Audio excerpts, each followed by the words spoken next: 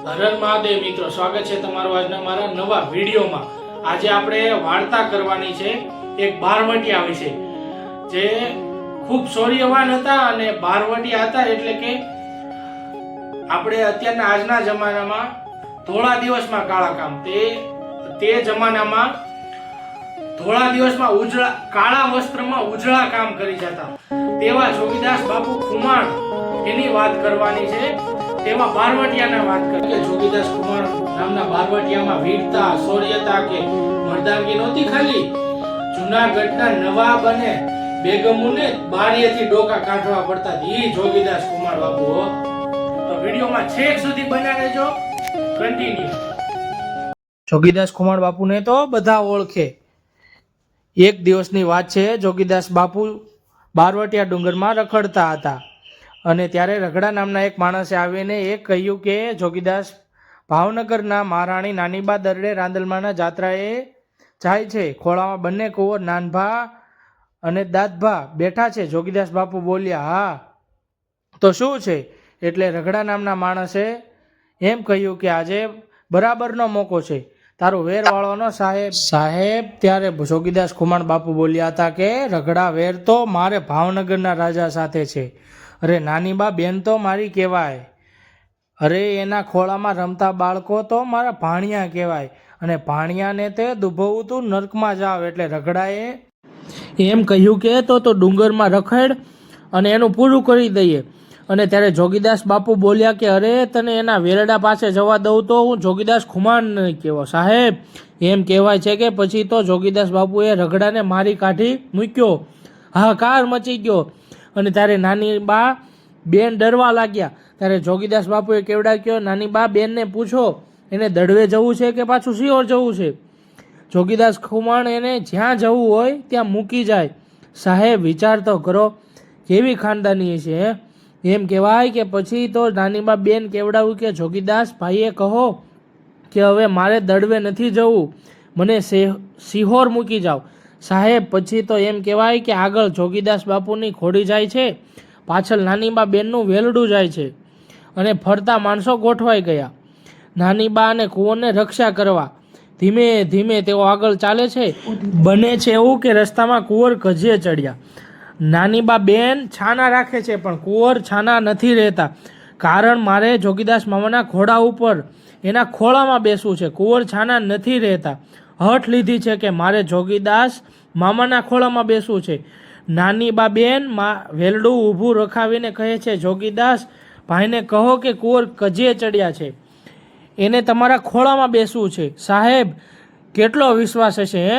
કલ્પના તો કરો કે જેની સાથે દુશ્મનાવટ હતી એના જોગીદાસ બાપુના ખોળામાં કુંવરને મોકલે છે, કારણ કે એમને ખબર હતી કે જોગીદાસ ભાઈ કુંવરનો વાળ વાંકો નહીં થવા દે। જોગીદાસ બાપુને ઊભા રાખ્યા અને એમ કીધું કે જોગીદાસ ઘોડું ઊભું રાખીને કુંવર કજે ચડ્યા છે, એને તમારા ખોળામાં બેસવું છે। એમ મારા ખોળામાં બેસવું છે? અરે એકને નહીં, બેયને લઈ આવો, નાનભા અને દાદભા બંનેને લઈ આવો। બે કુંવરને બેસાડ્યા અને આગળ ચાલતા લાગ્યા। પણ સાહેબ વર્તે જ આવ્યા એટલે જોગીદાસ બાપુએ ઘોડાની લગામ તાણી એટલે કીધું કે ભાણિયાઓ બાને મારા રામ રામ કહેજો, અને ગઢમાં પધારો એટલે બાપુને મારા જય માતાજી કહેજો। બાને એટલું કહેજો કે મારી અહીંયાથી હદ પૂરી થાય છે, મારાથી હવે આગળ વધાય નહીં, એટલે હું પાછો વળી જાઉં છું। જોગીદાસ બાપુ ત્યાંથી પાછા વળી ગયા અને બંને કુંવર કૂદકા મારતા મારતા વેરડામાં જાય છે। બંને સંતાનોને જોઈને મહારાણી એટલું બોલ્યા કે ધન્ય છે જોગીદાસ ખુમાણ, તારી ખાનદાનીને ધન્ય છે। માણસે આવીને કહ્યું કે બેનબા જોગીદાસ ભાઈએ રામ રામ કીધા છે અને ઘોડું પાછું વાળીને ડુંગરમાં વયા ગયા છે। એટલે મહારાણીએ કીધું કે એની પાછળ ઘોડું લઈને જાઓ, જોગીદાસ ભાઈને પાછા લઈ આવો, આજે મારે ભાવનગર મહારાજાને સમજાવવા છે અને જોગીદાસ ભાઈનું બારવાટું પાર પડાવવું છે। ઘોડે સવાર પાછળ જાય છે, એમ કહે છે, જોગીદાસ ભાઈ બેનબા તમને બોલાવે છે, કેમ કાંઈ કામ છે? કંઈ ના ના કાંઈ કામ નથી। બેનબા એમ કહે છે કે મારે ભાવનગર નરેશને સમજાવીને જોગીદાસ ભાઈનું બારવાટું પાર પડાવવું છે। ત્યારે જોગીદાસ બાપુએ શું જવાબ આપ્યો? સાહેબ કે બેનને જઈને કહેજો કે ગરીબ અને દુબળો ભાઈ હોય તો બેનને કદાચ કાપડું ન આપી શકે, પણ બેનના કપડાં કોઈ દિવસ લેવાય નહીં બાપ. અરે એ તો ભાવનગર મહારાજાની સાથે હું જોઈ લઈશ. પછી તો એમ કહેવાય કે જોગીદાસ બાપુ પાછા આવતા રહ્યા અને મહારાણી ગઢમાં જતા રહ્યા. 3 દિવસ થયા ત્યાં સમાચાર આવે કે દાદભા વયા ગયા છે, કુંવર ગુજરી ગયા છે. અરે બાપ, આ સમાચાર સાંભળીને જોગીદાસ બાપુને આઘાત લાગ્યો હો.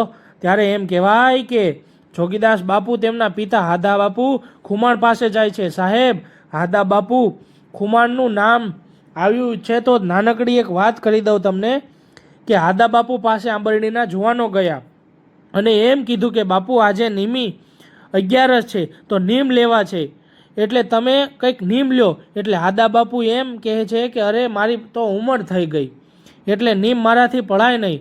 જુવાનિયા કહે છે કે ના બાપુ, તમે નીમ લ્યો તો જ અમારે નીમ લેવા છે. એટલે ત્યારે હાદા બાપુ એમ કીધું કે તમે 1-2 જણા નીમ લ્યો એટલે મને હિંમત થાય તો હું પણ લઈશ.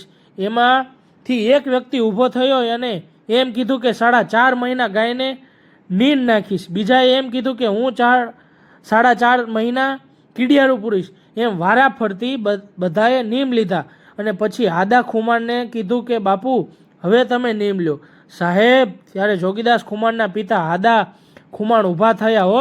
સૂરજ નારાયણ સામે હાથ જોડીને કીધું, હે સૂરજ નારાયણ, તારી સામે એક નીમ લઉં છું કે સવારમાં ઉઠીને દાંતણ કરું અને એ દાંતણના ચીરચીરિયાનો ઘા કરું અને એ સીધા પડે, જીવું અને ઊંધા પડે તેથી મરું.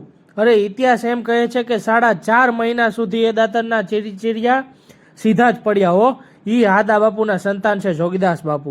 હવે મૂળ વાત ઉપર આવીએ કે અડધી રાતનો સમય છે. જોગીદાસ બાપુને ખબર પડે છે કે દાદભા ગુજરી ગયા છે, એટલે તેઓ પિતા હાદા બાપુ પાસે જાય છે અને કહે છે કે બાપુ, દીકરાને જોઈને હાદા બાપુ એમ કહે છે કે બેટા, અત્યારે આવ્યો તું, ભાવનગરના રાજા માણસો તને પકડી લેશે. જોગીદાસ બાપુ કહે છે એની બીક નથી બાપુ, પણ મને એ માઠા સમાચાર મળ્યા છે કે શું બેટા? બાપુ, ભાવનગર મહારાજા કુંવર ગુજરી ગયા છે અને મારે ખરે જવું છે. અરે બેટા, તને રાજના માણસો પકડી લેશે. બાપુ, કંઈ નહીં થાય, હું તમારો દીકરો છું. બાપુ, હું તમારી રજા લેવા આવ્યો છું. એટલે હાદા બાપુ કહે છે કે તો જા બેટા, પણ તારું ધ્યાન રાખજે.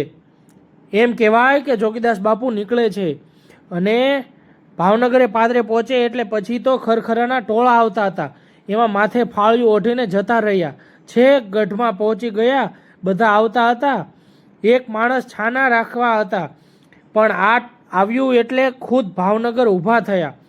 પછી તો બધા લોકો વિચારમાં પડી ગયા કે મહારાજ કેમ ઊભા થયા છે.